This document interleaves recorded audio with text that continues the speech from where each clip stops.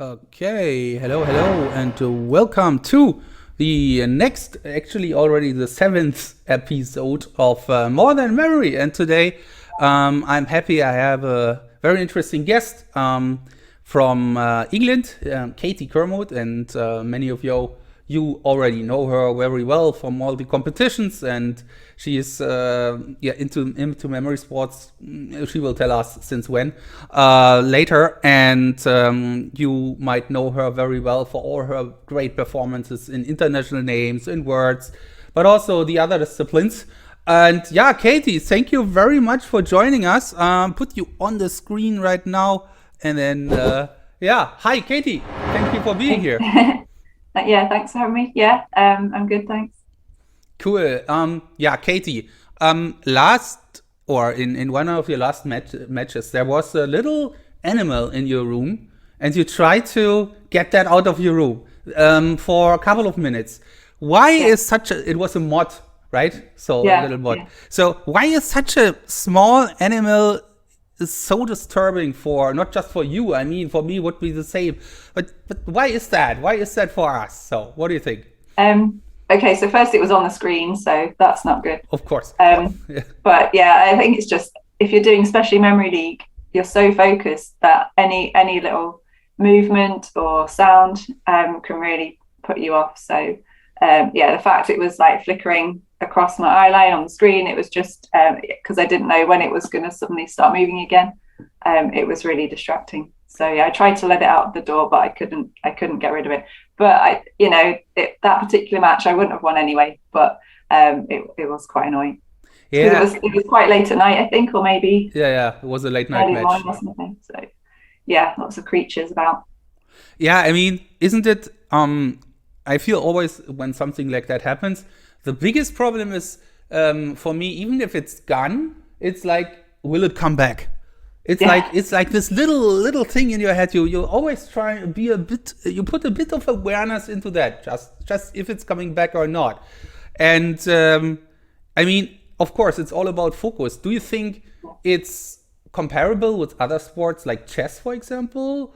Or is it even more like that? I feel like in chess, maybe if you play rapid chess, not, but it's not such a problem if your thoughts wander away a bit. But in memory sports, when you memorize, it seems to be a killer thing. I think so. I can't think of any other sport where it would it would make so much difference because even if it's something like I don't know snooker or something where you're really focused, you can then just stop and like get your concentration back, take the shot. But especially memory league, you just got those 20 seconds or whatever, and you're trying to just learn all that information in that small amount of time. You can't even let your concentration wander because then sometimes you can't even get it back. You skip a location or something. It's completely gone. I don't play chess, so I mean I can play chess. I'm not very good at it, but um, I don't know if it has the same impact. I don't think it would, but yeah, probably need to ask a chess player. Yeah, definitely. But I feel always here when I'm talking with also with people who do physical sports, even if you have to be very focused with the 100 meters or anything like that, it should not be such a problem if your thoughts wander away for 1 or 2 seconds during the run, because for us it's all we have. We have just our thoughts and our imagination, and this is, I think that makes it really outstanding. But it would be very interesting to talk to a chess player how that works for them. Yeah. And Katie, what about your personal story? How come that you are doing memory sports in the first place? So, what was your starting point, and what was that? So yeah, it's I guess a bit different from some people. I always had a good memory. I can remember being like 3 years old. I used to collect football stickers. You know the Panini albums. You get like World Cup stickers, and it was like first division, like English league in those days that I was collecting. And one day my parents just started testing me like, oh, who does Ian Rush play for? And I was like, yeah, Liverpool. And they would say different players, and I knew who all the players played for because I didn't just like putting the stickers in. I used to read the names and that sort of thing. So even at 3 years old, they knew that I had a good memory. And then, yeah, it was always the same. There was always things that I could remember, like number plates, phone numbers. I wasn't using any techniques. But then, at school when I was about 10, a teacher came in to do a little session with us, and she taught us how to remember the planets. And it was one of Tony Buzan's stories. I think I've mentioned this in various interviews, but it was all like linking the planets together and converting them into something concrete. So like Mars was a Mars bar, and Venus was the goddess Venus. So it was just like a simple like linking things together type thing. I didn't know anything about memory journeys or palaces. And then from then till like age 18, obviously I didn't have the internet, so I couldn't find out about memory sports or anything like that. It was just literally I knew this one technique. But then I went to university, and I just randomly found one of Tony Buzan's books in a bookshop. And he mentioned memory sports in there. So I thought, well, that sounds like something I'd really like to do. So it was a while before I actually came to a competition, because I couldn't work out how to enter a competition, because there wasn't much information on the internet about how you sign up for these things. So I just didn't really do anything about it for a while. But I learned to memorize a deck of cards, and that was about all I could memorize. I didn't have a number system, nothing like that. Until 2008, I decided to just go for it and enter the Cambridge Memory Championship, which Ben Primmer was organising. So because I went to Cambridge for university, I was very familiar with the place and everything, not that particular building, but it felt like I was going somewhere familiar. So I met up with a friend, and it wasn't like a big amount of pressure. I just thought, well, if the memory competition doesn't go well, at least we're meeting up with friends, and it'll be fun. But and I got a world record, and it was really, really good. First competition, first world record, was it? Which one was it? It was for 5-minute names. Okay. What was it back then? I don't know. Do you still remember? Got my stats here, but I think it was something like 68 names. Okay. Like that. And I think it was national names back then. Yeah, it was national names. So shortly after, it did change to international. But in those days it was just national. So that was really fun to do, and finally meet some of the memory athletes that I'd seen on TV or read about. And I mean, you go to your first competition and you break a world record. What did that do to you? I mean, is it like, okay, this is so easy, why they are so bad, or what I do differently, or what was it? It wasn't like a big surprise, because in like the one time I tried names and faces before the competition, because there wasn't like a training site or anything like that. There was just, I think, one like previous paper available on the internet. So I tried that, and I got a world record. So I kind of knew that it was going to happen, but still I was really really happy, really pleased, kind of shocked that I actually had a world record. But I did feel like I knew it might happen, because I had tried it once in training, and also that the same thing happened. Of course, you know your own scores, and you trained that before, so I wasn't a surprise. And if you told us before that when you were 3 years old, 5 years old, you learned all these stickers stuff and so on. And you said that you didn't use any memory techniques at all back then, and I'm pretty sure you didn't. But if you would compare what you do today using memory techniques, would you say, okay, kind of I used these things unconsciously, or was it really just repetitions? Or how did it stuck? I think for me it's the same now as it was back then. I don't consciously use a technique. When I look at it, then sometimes, there'll be a name that I think, it sounds like this, but I don't consciously try to think of it. It's just I'll see the name and immediately think, well, it sounds like some other word, and it just sticks. But I don't then try and visualize something or take part of the face and make an association. It's just a natural thing. So yeah. Cool. So you are now since 2008. It's 14 years. Did you ever get bored up to date? No. In the last 14 years? Never? No. I remember somebody asking me about motivation once, and I was actually really confused. I didn't really even understand the question because I thought, well, why I enjoy memory sports. Why would I need motivation? But yeah, no, it's not something I can imagine getting bored of. I like competing. I like meeting people at competitions. I can't imagine that changing. So yeah, even when I'm 80, if I'm still able to, if my brain is still working the way it does now, or maybe not as fast as it does now, but if I'm still able to memorize stuff, I will still be there. Yeah. Cool. So it's really enjoying the process of memorizing, enjoying being there and memorizing stuff, recalling it. It's just the feeling of about doing exactly that, right? Yeah, it's I don't know what it is, but it's partly the competition, and it's partly just I like to see what comes up. It's like you never know what characters and objects are going to end up in your locations, and I guess that just appeals to me because it's so random. You never know how it's going to turn out. So I like that kind of thing. Cool. And so it looks like that names and words is coming kind of naturally to you. What about the other disciplines? I feel that in cards you had, I'm not sure, but I feel that you had better results a couple of years ago at some point in cards. Maybe I'm wrong. Let me know. Is there any lack of motivation to improve here, or yeah?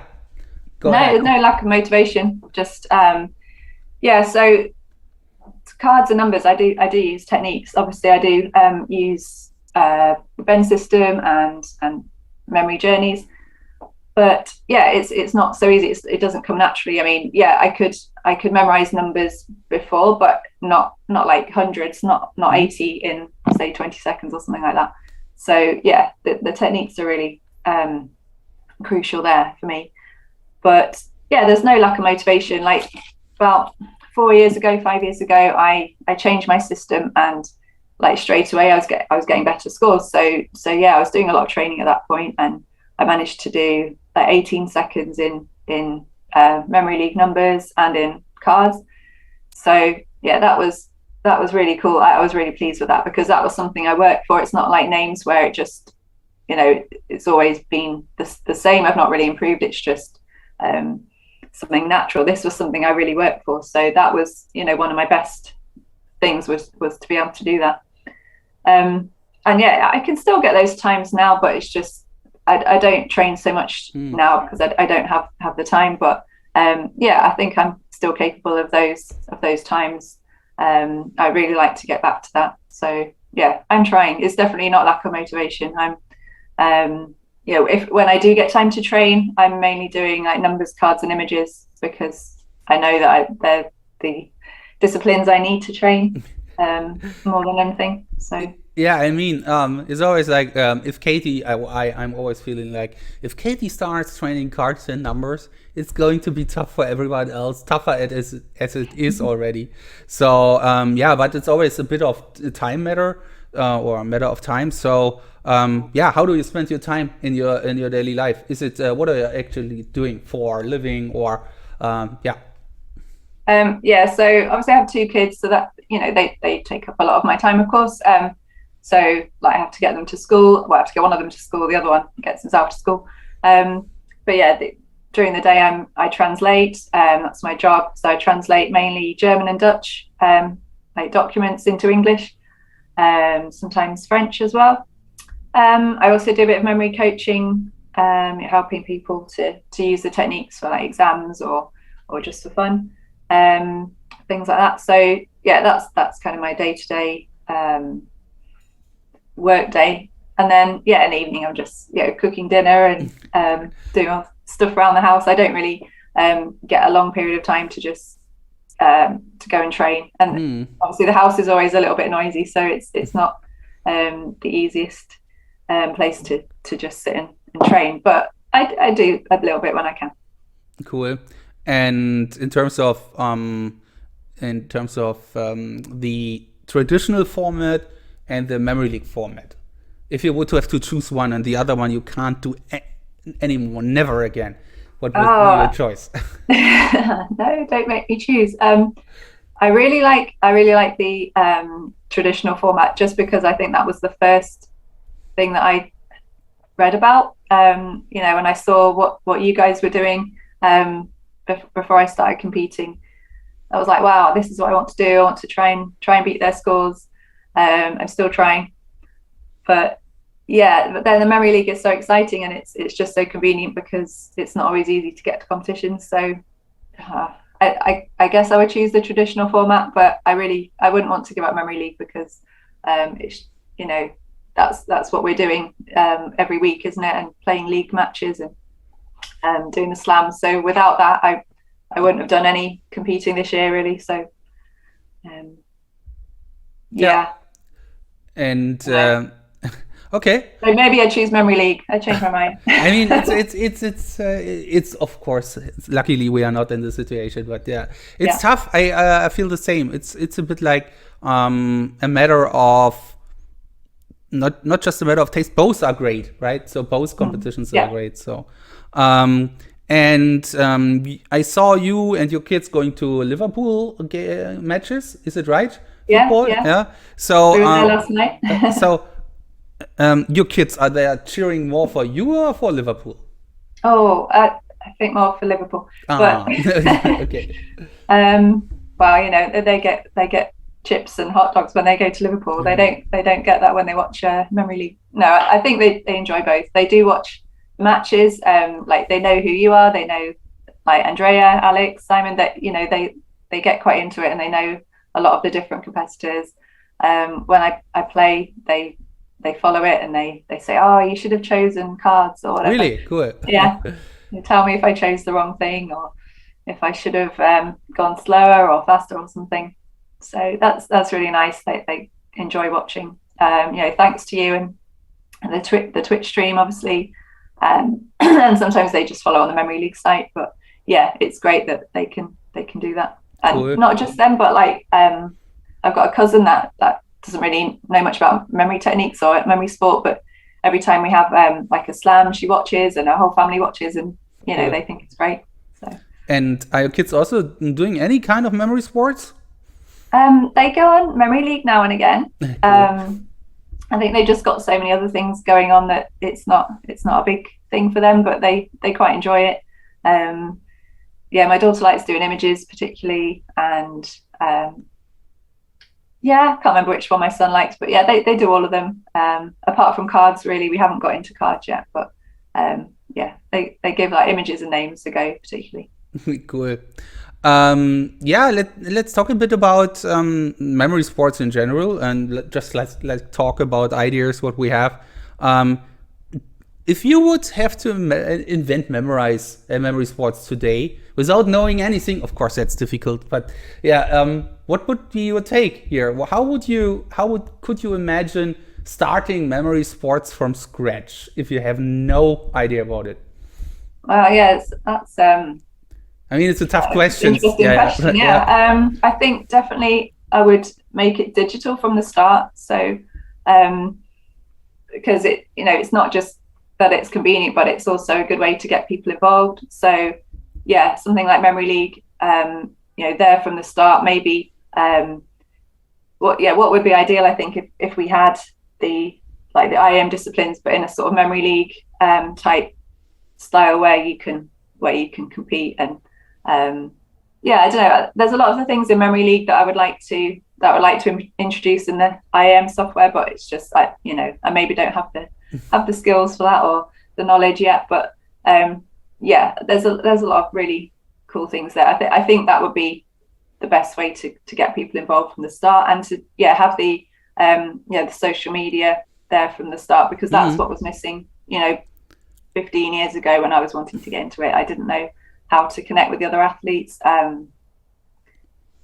didn't know how to register for competitions. So I think that's really important. But I don't know how we can make it more popular than it is, or what the next steps are. But I think at the moment it is growing, because there's so many countries that are getting people into it, and also sometimes it's the people that are like established athletes are helping to spread it in their country, which I don't think we're really doing in the UK. But yeah, it would be really cool to be able to do that and to just get people involved, you know, from your own country, and then it builds like in every country, and then there's more people competing, and I think that would be really cool. Yeah, I feel that somehow we know about memory techniques, we know about the memory palace method and major system and so on. I am wondering how memory sports would look like if someone who has no idea of these techniques would create a memory sports discipline. What would this person memorize? Would it be numbers, or would it rather be, I don't know, abstract stuff, kind of these things? That's is the influence of that we already know about memory techniques and how they work, and there is of course a strict, or not just a strict thing, it's not a strict thing, but there is a method behind that. We have to memorize it in a specific row. We put 2 or 3 images on a location, things like that. And I think these techniques influenced memory sports from the beginning. So what would be the alternative here? We have to ask people who don't compete what would they like to see us memorize. I mean, a good idea. A lot of people will talk about names. Like if you're talking about everyday life, people say, I'd like to be able to remember people's names, or you know, some people want to be able to remember lists of words because it's their shopping list or whatever. I don't think that would be like super interesting for a competition, but you know, the everyday things that people want to remember is not so much numbers or binary numbers or playing cards, but you know, it's I think they work for competitions because we've got different techniques for each of these different things. But yeah, it'd be interesting to see what other people would like us to remember, or if they have different ideas of what we could do. Yeah, definitely we should ask the people who don't know anything about it, right? Because it's always like when I talk with people, they ask me, what is it about? So what do you have to memorize? And then I tell them, and then okay. But of course, what can next time asking them, what are you imagining here? So what are you picturing? That, I think that's a good idea. Let's do that. So everyone out there, do that. Ask people about what they want to have or what they want to see. So what I'm doing at the moment is called training without training, because like I said, I don't get much uninterrupted time to sit down and train. So instead of doing that, I'll just generate some numbers, and then throughout the day, I'll just add them into my journey, like two images per location, like for numbers, for instance.